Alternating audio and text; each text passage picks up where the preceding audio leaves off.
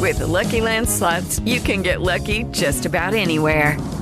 This is your captain speaking. We've got clear runway and the weather's fine, but we're just going to circle up here a while and get lucky. No, nothing like that. It's just these cash prizes add up quick. So I suggest you sit back, keep your tray table upright, and start getting lucky. Play for free at LuckyLandSlots.com. Are you feeling lucky? No purchase necessary. Void where prohibited by law. 18 plus terms and conditions apply. See website for details. Hey, babe, what you got there? This is a check from Carvana. I just sold my car to them. I went online and Carvana gave me an offer right away. Then they just picked up the car and gave me this. Oh, that's a big check. Well, obviously you could put this towards your next car, or we could finally get that jacuzzi, or I could start taking tuba lessons, or I could quit my job and write my memoir. Or I can put it towards my next car with Carvana. Sorry, your check, not mine. Sell your car to Carvana. Visit Carvana.com or download the app to get a real offer in seconds.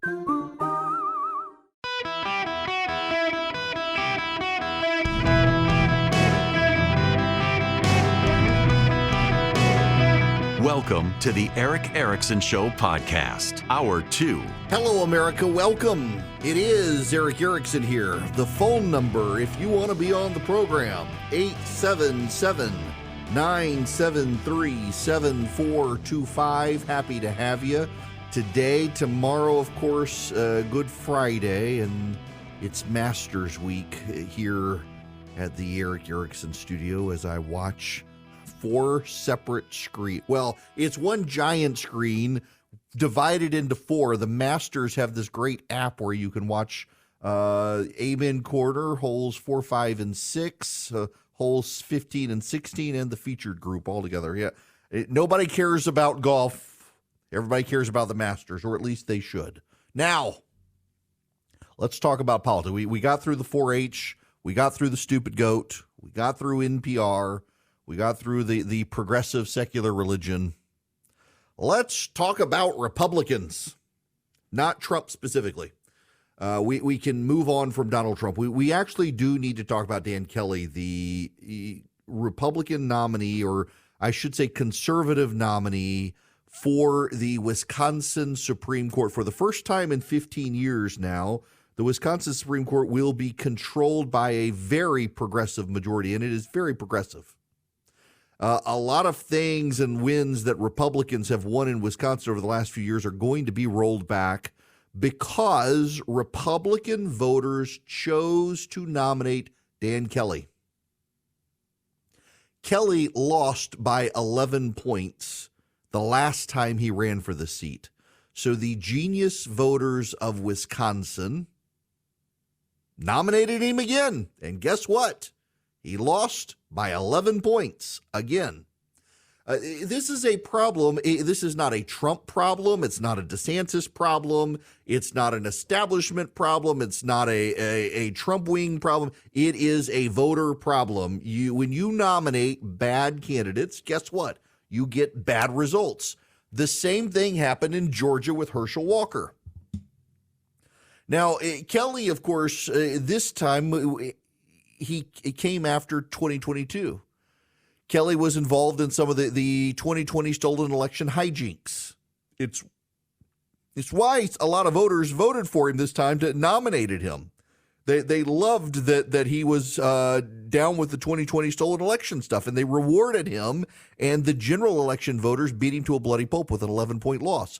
The Trump team is out saying, oh, Dan Kelly had only he asked for Donald Trump's help. He said he didn't want Donald Trump's support. Well, the fact of the matter is he was running a judicial race, and in the judicial code of ethics, you're not supposed to get politicians' endorsements.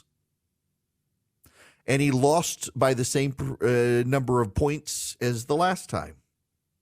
You get to Georgia, and you get Herschel Walker. I was as supportive as I possibly could be of Herschel Walker in the general election, and voted for him in the general election. And the whole time I was warning everyone exactly what was going to happen. It was obvious to anyone who actually cared about winning that Herschel Walker was going to be an unmitigated disaster. Y'all, I got to tell you, I had breakfast with Herschel Walker. And I left that breakfast knowing that man was not going to win. I tried to be as supportive as I possibly could. He's a very nice person, and he was surrounded by really good people. And those really good people do not deserve blame for Herschel Walker's defeat because they probably kept it from being a blowout. They got him to a runoff. Without them, it would have been a blowout in favor of Raphael Warnock. Herschel Walker was a bad candidate, and anyone who paid attention at all should have known he was a bad candidate. In the same way in Wisconsin, Kelly was a bad candidate who ran a bad race last time and clearly hadn't won or learned any lessons. Ultimately, this is about the voters. The Republican voters of Georgia who complain about Raphael Warnock overwhelmingly voted for Herschel Walker to be the Republican nominee, so they get what they deserve. They get exactly what they set themselves up to get. Now, most of my listeners are in Georgia, and they may be enraged with me saying that right now, but you know it's true. When you nominate a man who's in video with his ex-wife, with her talking about he held a gun to her head, and he says outlandish things all the time, and lived a cloistered existence and ran a primary campaign avoiding the public spotlight, you get exactly what you were going to get, and you should have known it. And the Republican voters in Wisconsin, you ran this guy and he lost by 11 points the last time. You went through 2022. You saw Republican voters themselves reject the stolen election people. And what did you do? You nominated him again. One of the states that got it right was Virginia. The Republican voters there decided to avoid a nominating convention fight a primary fight where they could have gotten crazy instead of Glenn Youngkin. They got Glenn Youngkin and they won. Look at Pennsylvania and Mehmet Oz. Mehmet Oz barely won the nomination. Mehmet Oz won by 0.1%. The only reason Mehmet Oz won is because Sean Hannity and Melania Trump convinced Donald Trump to endorse him at the last minute, and he barely won. The other guy probably would have beaten Fetterman. Oz is a New Jerseyan, not a Pennsylvanian. In his videos around the state, it was clear he was out of touch with the people of Pennsylvania. He couldn't even pronounce basic institutions of Pennsylvania. So there's a hot dog stand near where I live. It's called New Way Wieners. I always say New Way Wieners, grade D but edible. I love New Way. It doesn't sit well on your stomach. The hot dogs, they're like grade D but edible. They have a patented red dye in them. I mean, you look at this stuff and you'd be horrified that any human being would eat it. Oh, but I love it. It's a hot dog stand. It's the second oldest hot dog stand in America behind Coney Island. Now, the original one burned to the ground, sadly, but they've still got several others. When I was a political consultant, we would do fundraisers and we would order New Way. We'd let New Way cater, and everybody loved them. You get hot dogs with or without. Now, the with is with raw onions on top of the chili dog, and without is without the raw onions. But you get a hot dog and a steamed bun with mustard and chili. It's more of a chili sauce than a real chili. The grease on top, oh my gosh, they are gut bombs. You need to be cleaned out before a colonoscopy. You just get New Way. It'll take care of you. So I'm in line the other night to get New Way. I haven't had it. It's been a long time. I finally needed my New Way fix. When my dad comes over to visit, I take him to New Way, and he can get one with coleslaw on top, and he loves it. Ugh, I don't like coleslaw. But nonetheless, there's a woman in a white Cadillac in front of me. Now, the license plate says Chatham, which means this is a fine resident of the city of Savannah, Georgia, the place that welcomed General Sherman lest he burn the city down like he did Atlanta. Genteel woman from Savannah, who is in front of me at the drive-thru, who is yelling at the speaker. She's ordering a mega burger. Now, you go to New Way for hot dogs. You do not go to New Way for burgers, although, full disclosure, I will get the mega burger on occasion. If I'm constipated, it's a great way to deal with that. The woman yells into the speaker, "Can I get whole leaf lettuce on that?"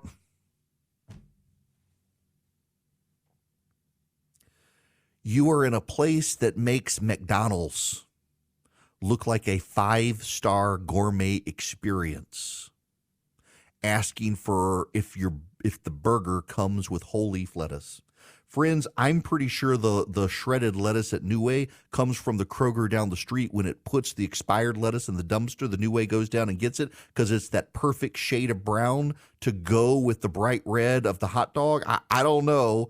It doesn't exactly have fresh, and it sure as heck is not whole leaf lettuce. And then she wanted to know if she could get anything not fried. That's like going to Kentucky Fried Chicken and asking for the chicken without the crust. She's at a New Way Wiener.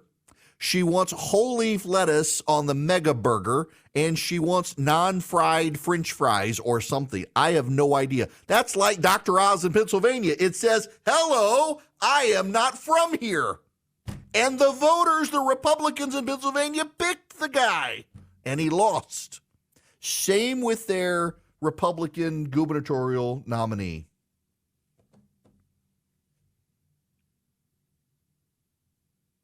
Candidate quality matters. And voter discernment matters greatly. Voter discernment really, really matters. And when you have a guy who loses by 11 points in Wisconsin, you can't be surprised when you lose by 11 points the second time. You probably should not have renominated him. Now, I get renominating people who lose close. In 1976, Ronald Reagan challenged Gerald R. Ford for the Republican nomination and made it to the convention, but he lost. But he came close, and doggone it, in 1980, he ran again and he won. And the entirety of the Republican establishment ran against him.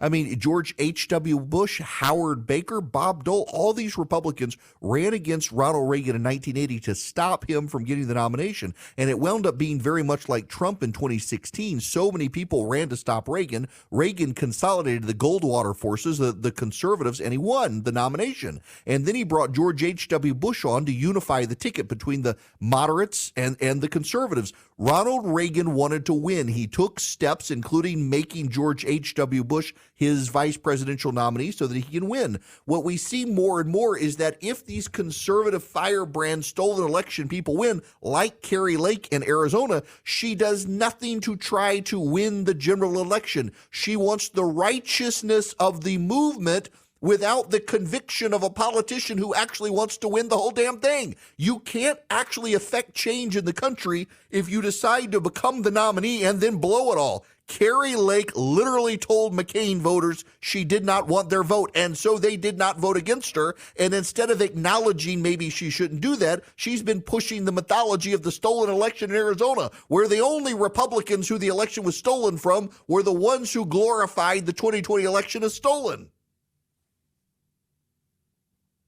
And I'm going to get hate mail from some 90-year-old saying, it was stolen. Haven't you seen the evidence? Okay, boomer.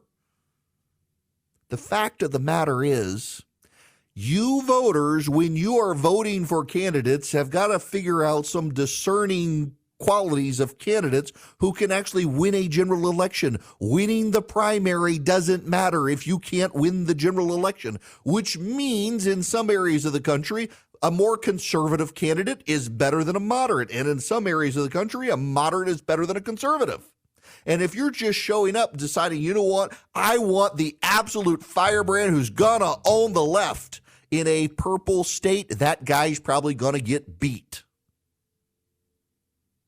The question Republican voters have to ask themselves is, do I want the righteousness of my conviction with a guy who's just going to troll the left in a campaign, or do I want someone who's actually going to win? Do you want to win? It was obvious as the day is long what was going to happen to Herschel Walker. And I tried telling people on the radio constantly, this is what's coming. This is what's going to happen. No. You just don't like Trump. That's why you don't like Herschel Walker, because you don't like Trump, because Trump picked him. No, I voted for Herschel Walker. I let Herschel Walker come on my program. But I could tell you exactly what was going to happen to Herschel Walker because I knew what the opposition research was. Dan Kelly in Wisconsin, Every major Republican donor in Wisconsin was warning the base, guys, this guy's going to be a disaster for a second time. Did you not see 2022? The voters, I think they just want to lose so they can feel like victims. Republicans, do you want to win in 2024? There's a path forward for you if you want to win. There are ways to win. Republicans won a huge victory in New York congressional races, of all places. They did well in parts of California that they haven't done well in. Voters are craving a change, but your candidates matter. Your discernment for who a good candidate is should be recalibrated based on Kelly in Wisconsin and the results of 2022. And if you just can't recognize that maybe you need to recalibrate, maybe for the love of God and all that is decent and holy, don't go participate in the primaries.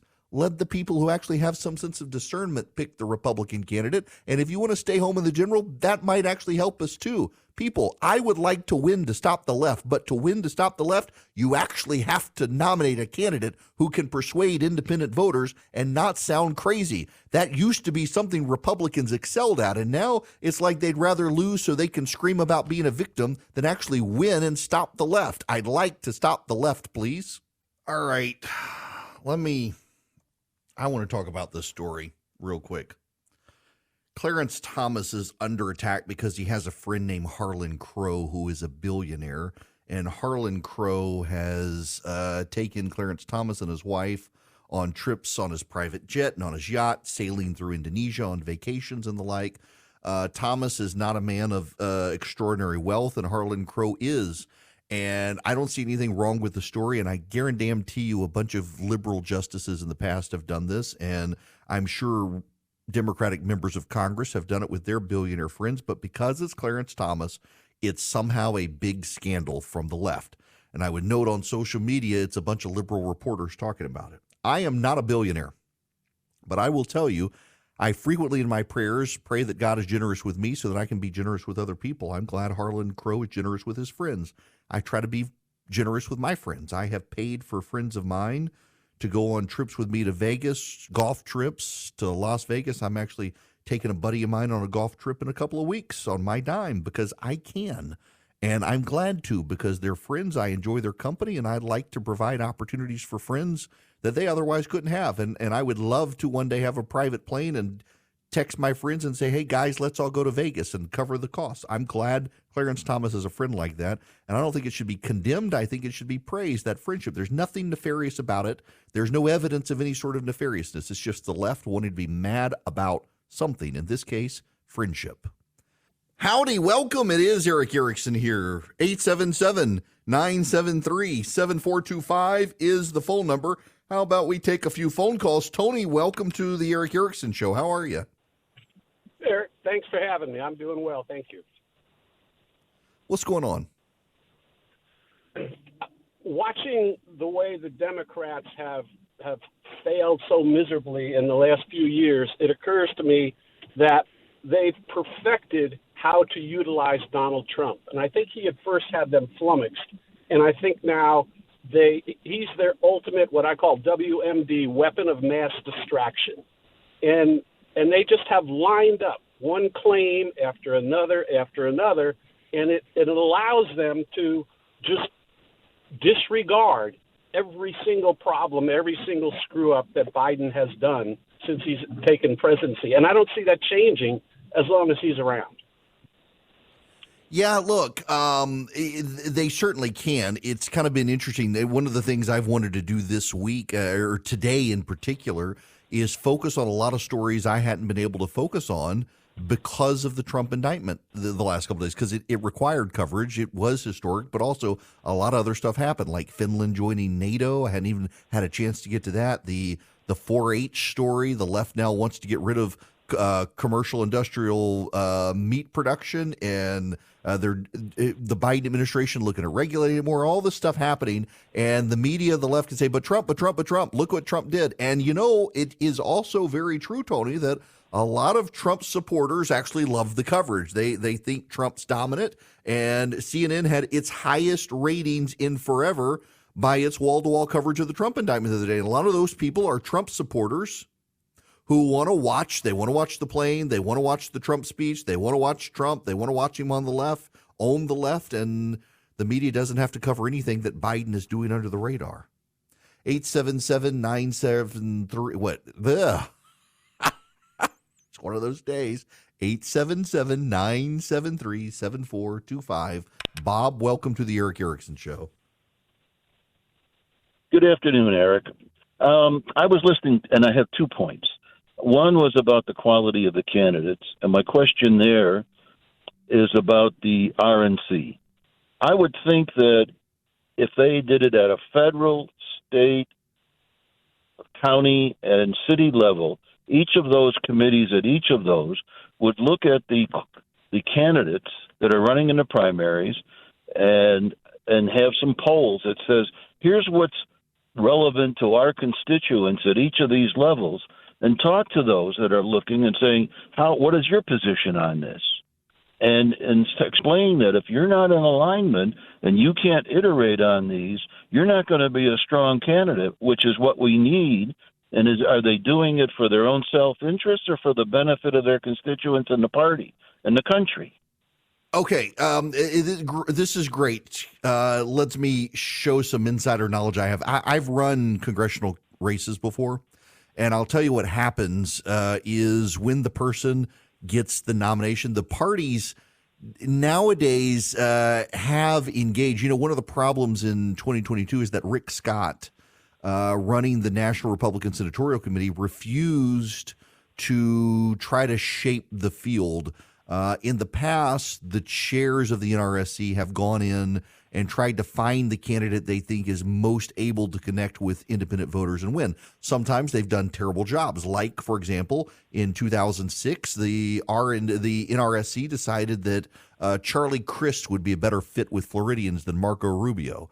And when I was running Red State, waged holy hell on them, and Rubio was able to get the nomination. Or they did it against Ted Cruz in Texas. They sometimes try to avoid picking conservatives, which is why a lot of conservatives have had a backlash and wanted more conservative candidates, which is understandable. However, to your issue here, Bob, is what happens is when the Republican nominee gets nominated, they begin to start getting insider briefings and information. Every congressional race I've ever run, when you get the nomination, the NRCC on the House side, the NRSC on the Senate side, and then generally the RNC and a few other groups will come in and tell you, here's what our polling is showing. It's not coordination, it's briefings. These are the issues you might want to talk about. These are the things that matter to voters. These are the things the voters are focused on.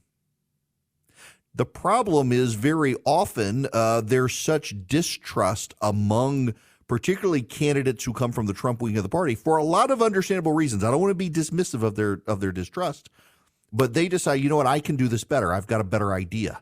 And they ignore all of that. And to some degree, there's been too much of an overcorrection in the other direction that's now put Republicans in a terrible situation.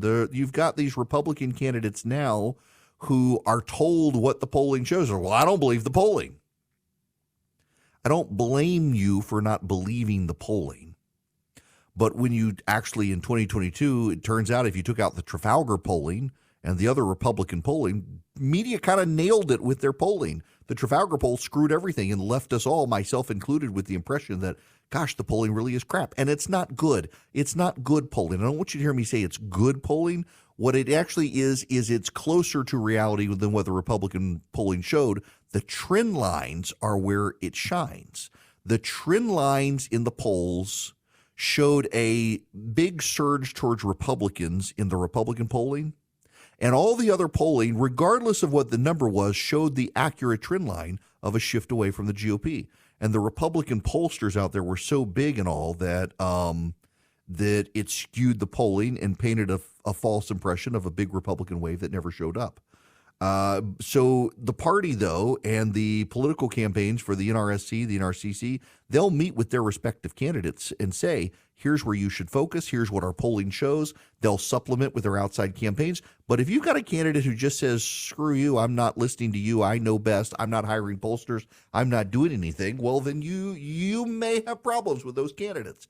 And of late, that's been a lot of conservative candidates on the right have done stuff like that. I will tell you, though, that you don't need polling to understand some big issues out there. There's a very sad story from yesterday. The inventor of Cash App. Cash App is a digital payment service you can use on your phone. It has a debit card tied to it. The inventor of it was murdered in San Francisco. The bitter and tragic irony is that he moved his family out of San Francisco because he was concerned about crime and the deterioration of San Francisco, but he had to go back for a business meeting. He was in what's considered the nice part of San Francisco.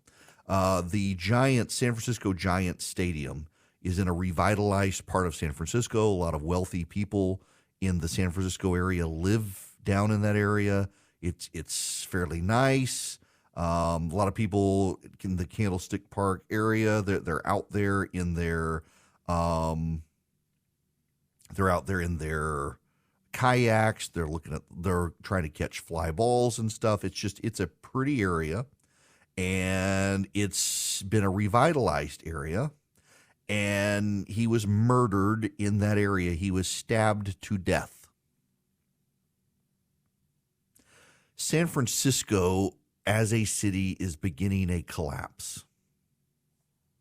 Detroit has gone through a collapse, and maybe Detroit can be revitalized. I said Candlestick Park. I guess it's actually Oracle Park now.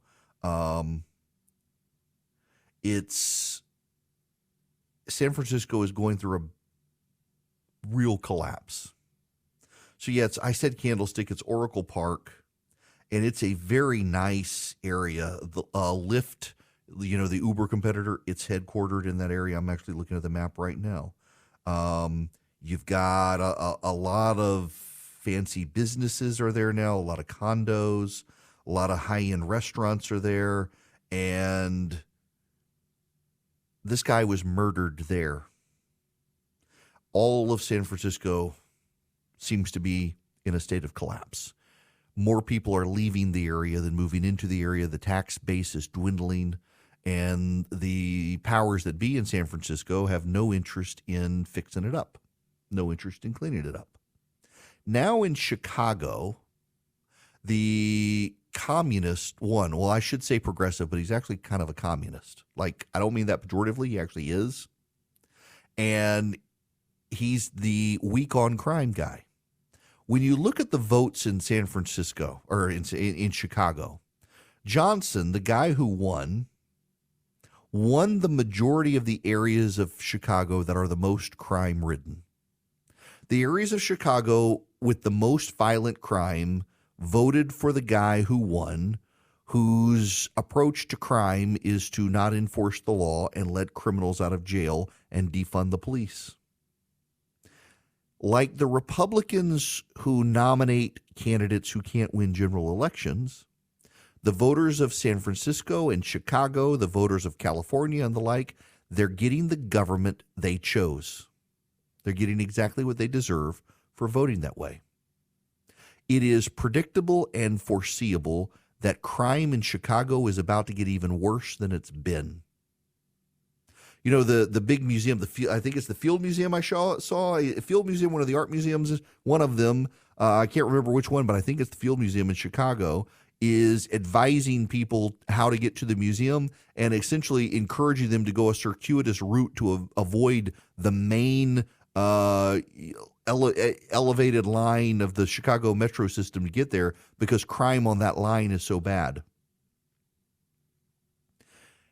Unfortunately, a lot of people want to live in poop. In San Francisco and in Chicago, that's what the majority of voters have voted for. And sadly, the minority of the voters are forced to either deal with it or leave. And a lot of people will probably get killed over the next few years. The media will refuse to cover it because it's not a school shooting of white kids. And the situation will continue to deteriorate. Crime itself, however, will become an issue on which Republicans can capitalize. And you don't need a pollster to tell you this. If you go back to 2022, voters knew crime was a real problem. And what did so much of the media do? The media overwhelmingly tried to say it's generated by Fox News. It's not a real issue. It's no big deal. The statistics say it's on decline. Do you feel safe? Do you feel safe? In New York City, Alvin Bragg has chosen to devote all of his resources to throwing Donald Trump in jail with a trumped-up case. Meanwhile, he's letting murderers out of jail. Do you feel safe? In Minneapolis, Minnesota, they worked so hard to defund the police, they've now had to reverse and try to increase funding to get police back on the payroll. Do you feel safe there? In Atlanta, Georgia, DeKalb County, Georgia, they tried to mollify Antifa over their police training facility, and it's drawn riots and violence. And do you feel safe? Probably not. And if Republicans will just nominate candidates who want to run on the issues that matter to voters, like crime and the economy, instead of relitigating stolen elections, they can win. And you don't have to believe me. Look at the results around the country in 2022, where the Republicans focused on those sorts of quality of life issues. They won. Where they focused on 2020 and the stolen election, they lost. At this point, it should be a no-brainer. There is a path forward for the GOP in places like Wisconsin and the like, but you've actually got to run on the future and on policies that resonate with voters and not on your own grievances. Here's the bottom line. I can tell you as someone who ran races, voters do not give a darn about your grievances. Voters want you to pay attention to their grievances. They don't care that you and Donald Trump think an election was stolen. They don't care. They care about their safety. They care about their schools. They care about their grievances. And if you as a candidate run on your grievances instead of the voters' grievances, and that's what a lot of Republicans have done in the last 4 years, you're going to lose because you seem self-absorbed, and the voters want you to be absorbed in their cares. And their cares are crime and jobs and failing schools. You run on those issues, you're going to win. Don't believe me. Look at the results of 2022 where Republicans did win. You know, I forgot to tell you guys about the Eden Pure Thunderstorm, so now's the time to do it. You can go to EdenPureDeals.com, put in the code ERICK, E-R-I-C-K, and get 3 Eden Pure Thunderstorms for less than $200. So you're saving $200, you're getting them for less than $200, you're getting free shipping, and it wipes out odors. The thing, hold it in the palm of your hand, plugs directly into a wall, or you can use a USB cord. It has a port on the side, plug in a USB cable, put it in your car wherever you need it, and you can wipe out odors. So if you've got a rental car and someone's been smoking in it, you can wipe out those odors. You got a hotel room, it smells gross, wipe out the odors. Left bad Chinese on your counter for 48 hours and come home and you want to hurl? Well, fire up the Eden Pure Thunderstorm. It'll wipe out those odors. It's also an air purifier, and you don't have to get a filter subscription. I use it to wipe out odors, and it works. Get 3 of them for less than $200 at EdenPureDeals.com. Use the discount code ERICK on the front page, and you'll be good to go. Now, Jim, you're going to be the next caller. Welcome to the Eric Erickson Show, Jim. Well, thank you. Well, some of the strange things I learned about these failed banks, Silicon Valley Signature, and others, that medium-sized companies. Jim, I need you to try to call back. I can't understand a word you're saying. Your cell phone quality is so choppy and bad. I can't understand a word you're saying. I think that's on your end and not my end because I could hear the other caller. Sorry about that.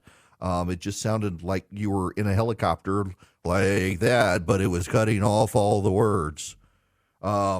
Here's your traffic for the day. Sorry, Jim. Okay.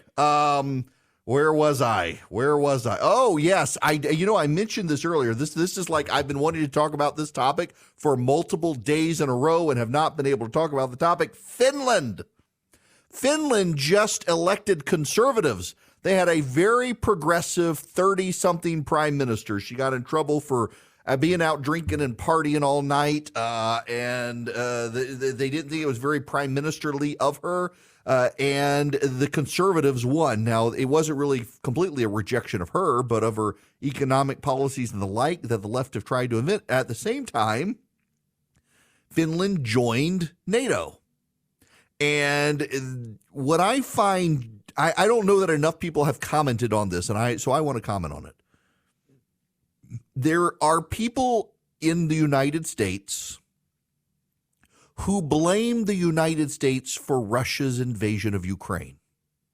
They are essentially embracing Russian propaganda. And their argument is that because the United States considered Ukraine for NATO membership, Russia invaded. What they leave out is that the United States rejected Ukraine for NATO membership. They are parroting complaints from Vladimir Putin that are half-truths. Yes, we considered it, but we also rejected it. Additionally, Russia and the United States agreed to protect Ukraine's sovereignty if Ukraine gave up its nuclear weapons arsenal to Russia, which Ukraine did. We have kept our promise. Russia has broken its promise and invaded them. On top of that, yes, Vladimir Putin does claim that this is about NATO and NATO aggression. And so what has now happened? NATO has grown. It has embraced Finland. It will get Sweden in as well, a neutral country. Sweden intends to join NATO. The Turks held them up because of a diplomatic issue, but Turkey is signaling it is willing to allow in Ukraine. Now, what is so interesting about it is that by adding Finland, which shares a border with Russia, the amount of land that NATO is in charge of on the border of Russia has more than doubled. Has a lot of territory, but the border with Russia was only really Latvia and Lithuania. And if you considered, well, Poland there with Belarus, but the Finnish border is pretty sizable with Russia, and they know how to shoot Russian soldiers in the snow. And now they've just joined NATO, and that's a good thing.